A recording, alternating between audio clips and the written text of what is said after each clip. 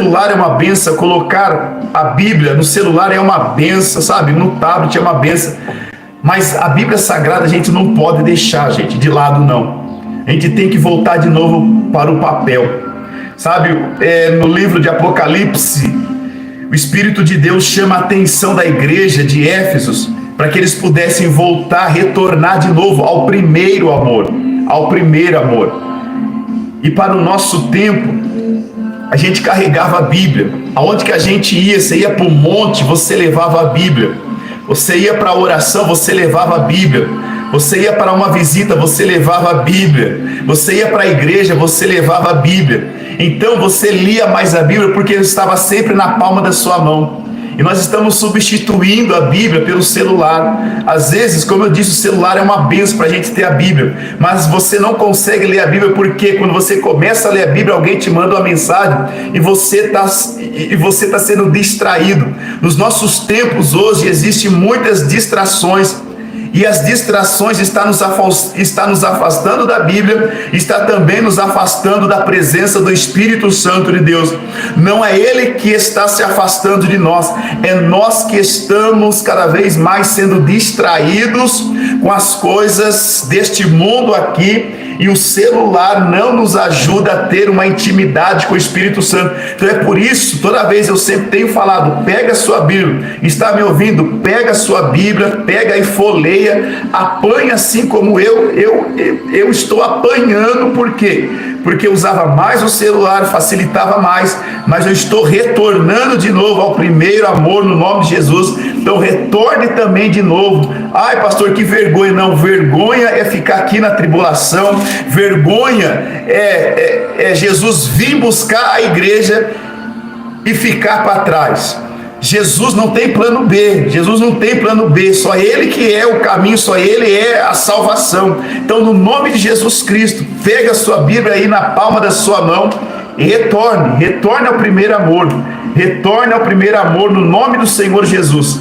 Livro de Hebreus, capítulo de número 3, glórias ao Senhor Jesus. Quem não deixou seu pedido aí de oração, deixa que já nós estaremos orando para a glória de Deus. Ele é uma pessoa e ele fala, Hebreus capítulo de número 3, verso de número 7, diz assim: portanto, como diz o Espírito Santo, hoje, se ouvides a sua voz, olha só, ele fala, o Espírito Santo ele fala, portanto, como diz o Espírito Santo, hoje, se ouvides hoje a sua voz, não endureçais ao vosso coração, como na provocação no dia da tentação no deserto. Então, como eu disse, o Espírito Santo ele é uma pessoa e ele fala. Não endureçais o vosso coração se vocês ouvirem a voz dele hoje. Ainda fala, em dizer que ele é uma pessoa, o Espírito Santo também ele entristece. O apóstolo Paulo, no capítulo de número 4, no verso de número 30, nos diz assim: e não entristeçais o Espírito Santo de Deus, porque ele é uma pessoa, assim também como você se entristece com aquilo que você ouve, com aquilo que falaram, com aquilo que você também às vezes fala, até você fica entristecido com as coisas que você disse.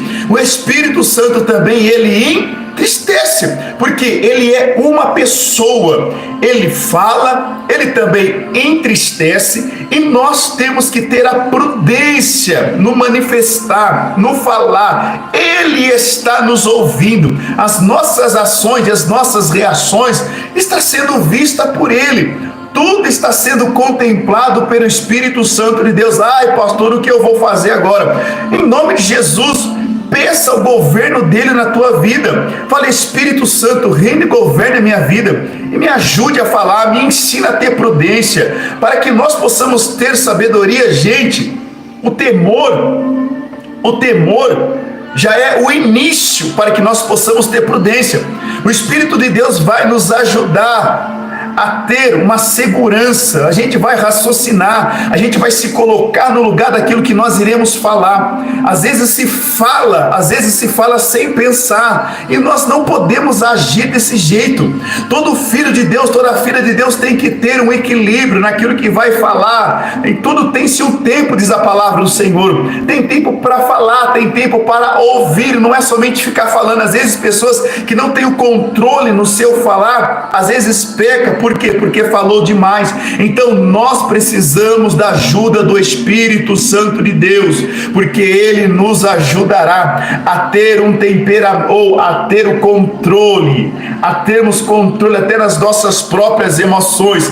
Terceiro, o Espírito Santo de Deus tem também vontade e também tem os seus interesses. Eu vou frisar aqui para não ficar muito corrido, amém? Porque às vezes eu vou correndo aqui. Primeira coisa, entenda, o Espírito Santo, ele é uma pessoa. Ele fala, como que nós lemos aqui em Hebreus, capítulo de número 3, verso de número 7. Segundo, ele se entristece. O apóstolo Paulo escreveu na igreja de Éfesos, capítulo de número 4, verso de número 30, não entristeçais o Espírito Santo de Deus. E terceiro, ele também tem as suas vontades e também tem seus interesses. É isso aí, vai mandando seus pedidos aí de oração, vai reagindo para a glória de Deus. Missionária Denise, peço oração por Samuel, amém. Samuel, Jonathan, Jennifer, Maico, José, Ricardo, por libertação. Em nome de Jesus estaremos orando sim, para a glória de Deus. No terceiro ponto aqui, o Espírito Santo, ele revelou para Paulo e Silas que ele também tem as suas vontades, e que a obra de Deus não é do jeito que nós achamos que deve ser feita, não. É pela vontade do Espírito Santo. Então, em Atos 16, olha só, o Espírito Santo de Deus mostrando para Paulo e Silas que eles teriam que estar sujeitos ao Espírito Santo. Verso 9, verso 7, a bem da verdade. E quando chegaram à próxima a Mísia, intentaram ir para a Bitínia, mas o Espírito Santo não permitiu. Quem não permitiu? O Espírito Santo de Deus. O Espírito Santo não permitiu. Então, passando pela Mísia, desceram a Troade.